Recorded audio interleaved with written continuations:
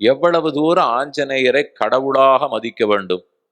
அவர் கடவுளா என்று கேட்டால் இல்லை அப்படின்னு அவரும் சொல்லவில்லை. அப்படின்னா அவரை பத்தி இவ்வளவு கூட்டமா இருக்கே. ஆஞ்சநேயர் கோவில்னா 108 முறை பிரதட்சணம். நாளைக்கு பரீட்சை முடிவுகள் வரப்போகின்றன என்றால் இன்னைக்கு கூட்டம் தாங்காது. இல்ல கல்யாணமாக போறதனால் ஒரு 18 நாள் பிரதட்சணம், ஆகவில்லை என்றாலும் பிரதட்சணம், குழந்தை பிறக்க வேண்டும் என்றாலும் பிரதட்சணம், எல்லாவற்றுக்கும் ஹனுமானிடத்துல போகிறோமே, அவர் கடவுளான்னு கேட்டால் இல்லை. இல்லைனால் அவருக்கு நான் கடவுளுக்குண்டான அதே மதிப்பை கொடுக்க வேண்டுமா என்றால் அதை விட மதிப்பை கொடுக்க வேண்டும். அதே மதிப்பல்ல.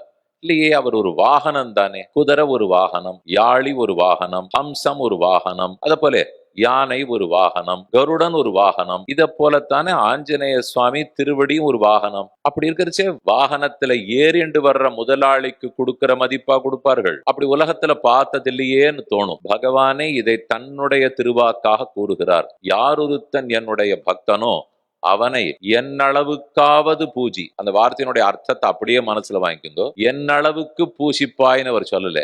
என்னை எவ்வளவு தூரம் பூசிப்பாயோ அந்த அளவாவது பூஜிப்பாய்னாய், அதை விட இன்னும் அதிகமா பூசிக்கணுங்கிறது அவருக்கு ஆசை. ஆனா நமக்கு அது பண்ண தெரியுமோ பண்ண தெரியாதோங்கிறதுக்காக அந்த அளவுக்காவது பூஜிப்பாய்ன்னு சொல்லியிருக்கார். ஏன் அப்படி? நேர பெருமான அடைவதற்கு நம்மால முடியாது. ஆச்சாரியர்கள் மூலம், ஹனுமான் போல இருக்கிற பக்தர்கள் மூலம்தான் அவர்கள் வழிகாட்டினாத்தான் நம்ம போக முடியும். கங்கை சுழித்து கொண்டு ஓடுகிறது, தடால்னு இறங்க முடியுமா என்ன? படித்துறை வேண்டாமா? படித்துறையை சரிப்படுத்தினா லட்சக்கணக்கானோர் குளிக்கலாம் சொல்லிண்டே இருக்கும்.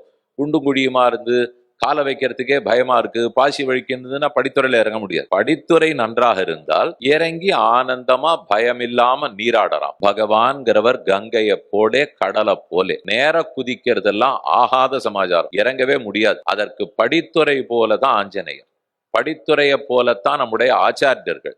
ஆஞ்சநேயரும் இக்கரையிலேருந்து அக்கறைக்கு போனார். ராமனுடைய கதையை சீத்தை நிலத்துல சொன்னார். சீத்தையை கண்டேன்னு ராமனிடத்துல திரும்பி வந்து சொன்னார். பாலமாக விளங்கினாரா? பெருமானுக்கும் பிராட்டிக்கும் நடுவுல ஒரு பாலமா இருந்தார். அத போல நமக்கும் பகவானுக்கு நடுவில் பாலமாக இருப்பவர்கள் தான் ஆச்சாரியர்கள். அவர்கள் மூலம்தான் நம்ம இறங்க முடியும். அப்படித்தான் ஆஞ்சநேயரும் எங்கும் போய் போய் உபதேசித்தார். யாருக்கு என்ன வேலை ஆகணும்னாலும் முதல்ல கூப்பிட்டது அவரைத்தான். எந்த சந்தேகம் வந்தாலும், ஏதானு தப்பு நடந்து போச்சே எப்படி தாண்டலான்னு தெரிஞ்சுக்கணும்னாலும் வழி சொல்லி கொடுத்தவரே ஆஞ்சநேய சுவாமி தான். அதனால் அவரை பூசிக்க வேணுமான்னு கேட்டால் ஆம். கடவுளுக்கு நிகராக பூசிக்க வேணுமான்னு கேட்டால் அவரை விட அதிகமாக பூசிக்க வேண்டும்.